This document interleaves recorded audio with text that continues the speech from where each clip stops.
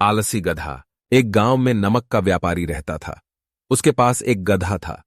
व्यापारी रोज अपने गोदाम से दुकान तक नमक ले जाने के लिए गधे का इस्तेमाल किया करता था।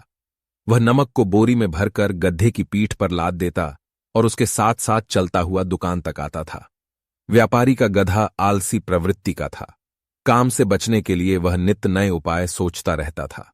गोदाम से दुकान तक के रास्ते में एक नदी पड़ती थी, जिस पर एक छोटा पुल बना हुआ है।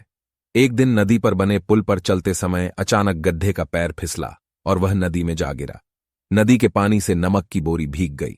जब तक व्यापारी ने गधे को पानी से निकाला, तब तक बोरी में भरा बहुत सारा नमक घुल चुका था। गधा जब चलने लगा तो उसे बोरी का भार बहुत कम महसूस हुआ और वह खुश हो गया। उसने सोचा कि अपने ऊपर लदा बोझ हल्का करने का यह बहुत बढ़िया तरीका है। अगले दिन वह जानबूझकर नदी में गिर पड़ेढ़ा। नमक पानी में घुल जाने से बोरी का वजन फिर कम हो गया। उसके बाद से वह हर रोज ऐसा ही करने लगा। रोज रोज गधे की यह हरकत देखकर व्यापारी उसकी चालाकी समझ गया। उसने गधे को सबक सिखाने का फैसला कर लिया और अगले दिन बोरी में नमक के स्थान पर रुई भरकर गधे की पीठ पर लाद दिया। रुई हल्की थी। इसके बाद भी आलसी गधे ने सोचा कि क्यों न रोज की तरह नदी के पानी में गिरकर इस वजन को और कम कर लिया जाए। इसलिए वह जानबूझकर नदी में गिर पड़ा, लेकिन इस बार बोरी में नमक नहीं बल्कि रुई थी। पानी में भीगकर रुई का वजन कई गुना बढ़ गया।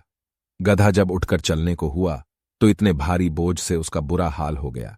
उस दिन के बाद से उसने कभी आलस न करने का निर्णय किया। सीख।